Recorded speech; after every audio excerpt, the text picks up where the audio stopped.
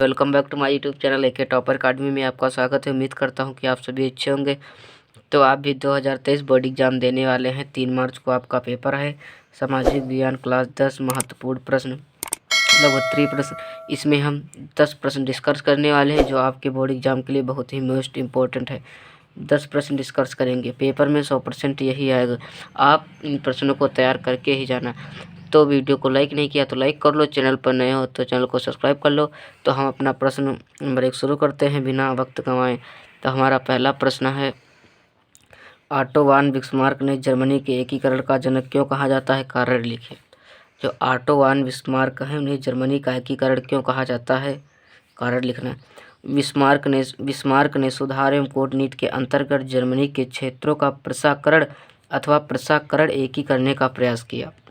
दूसरा पॉइंट है, बिस्मार्क ने जर्मनी के एकीकरण के लिए रक्त और लौह की नीति का पालन किया। रक्त और लौह की नीति का पालन किया। ये आपका प्रश्न हो गया। आपके बोर्ड एग्जाम में 5 मार्क्स का पूछा जाएगा। हमारा अगला नंबर प्रश्न है 2। रॉलेट एक्ट क्या था? रॉलेट एक्ट एक ऐसा 1919 ईस्वी में पारित ऐसा कानून था जिसमें भारतीयों पर किसी तरह के मुकदमा चलाए बिना शंका के आधार पर गिरफ्तार करके 2 साल तक जेल में बंद किया जा सकता था। जो शंका के आधार पर 2 साल तक जेल में बंद करके रखा जा सकता था। हमारा अगला नंबर प्रश्न है 3। असहयोग आंदोलन कब और क्यों वापस लिया गया? असहयोग आंदोलन कब और क्यों वापस लिया गया? असहयोग आंदोलन 1922 ईस्वी में चौरी चौरा कांड की घटना के कारण लिया गया। हेलो दोस्तों, ये गलत हो गया, यहाँ पर सॉरी चाहता हूँ। 1920 ईस्वी में हुआ था। हमारा अगला नंबर प्रश्न है 4।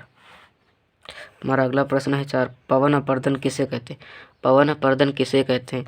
पवन द्वारा मैदान अथवा ढालू क्षेत्र से मृदा उड़ा ले जाने की प्रक्रिया को मृदा अपर्दन कहते हैं। हमारा अगला नंबर प्रश्न है 5। प्रश्न है, बेरोजगारी से क्या तात्पर्य है? वह स्थिति जिसमें व्यक्ति काम करना चाहता है तथा उसमें काम करने की क्षमता भी है किंतु फिर उसे काम नहीं मिलता तो उसे बेरोजगारी कहते हैं। ये आप तैयार करके जाना। ये आपके बोर्ड एग्जाम के लिए बहुत ही मोस्ट इम्पोर्टेंट। आपके बोर्ड एग्जाम में 4 मार्क्स का पूछा जाएगा। हमारा अगला प्रश्न है, उदारीकरण क्या है?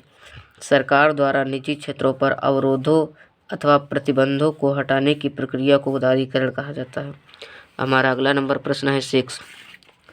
रोपड़ की कृषि के 2 विशेषताएं लिखिए। रोपड़ कृषि की 2 विशेषताएं निम्नलिखित हैं। पहला, रोपड़ कृषि व्यापक क्षेत्र में की जाती है। दूसरा पॉइंट है, इस कृषि में अधिक पूंजी और श्रमिकों की आवश्यकता होती है। तो आप ये तैयार करके ही जाना। हमारा अगला नंबर है 7।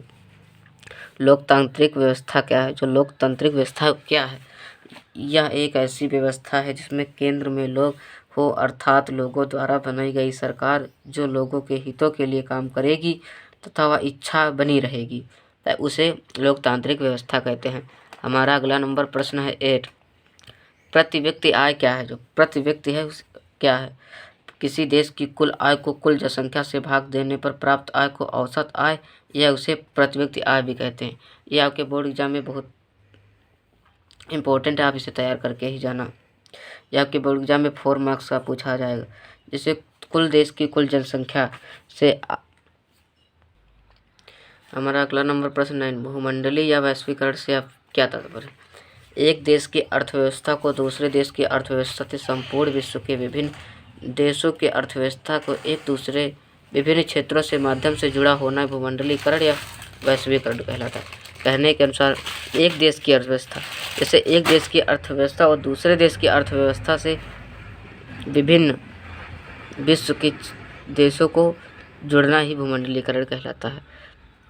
तो आपको ये समझ में आ गया होगा। हमारा अगला नंबर प्रश्न है, भारत में कौन कौन सी मृदाएँ पाई जाती हैं? भारत में कौन कौन सी मृदाएँ पाई जाती हैं? हमारा नंबर प्रश्न है, भारत में जलोढ़ मृदा, काली मृदा, लाल मृदा व पीली मृदा, लैटराइट मृदा जो मरुस्थल क्षेत्र में पाई जाती है उसे मरुस्थलीय मृदा कहते हैं। वन मृदा पाई जाती है और बहुत सारी मृदाएँ हैं। तो यह वीडियो कैसा लगा? वीडियो अच्छा लगा हो तो वीडियो को लाइक और चैनल को सब्सक्राइब कर लो। Thank you. जय हिंद, जय भारत, जय वंदे मातरम। तब तक के लिए धन्यवाद। मिलते हैं नेक्स्ट वीडियो में।